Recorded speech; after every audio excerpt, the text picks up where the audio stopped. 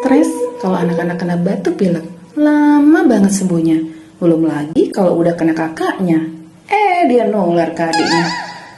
Makanya sudah nggak ada alasan lagi nih untuk nggak punya barang ini di rumah. Sebagai orang tua, sedih nggak sih kalau anak sudah kena batuk pilek, hidungnya tersumbat, napasnya jadi nggak lancar.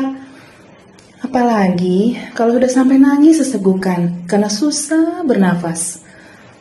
Tapi itu cerita dulu sebelum ada yang namanya Biomini, turunannya Bioglas MCI yang menyehatkan. Bentuknya yang kecil dan mungil bikin kita mudah membawanya kemana-mana.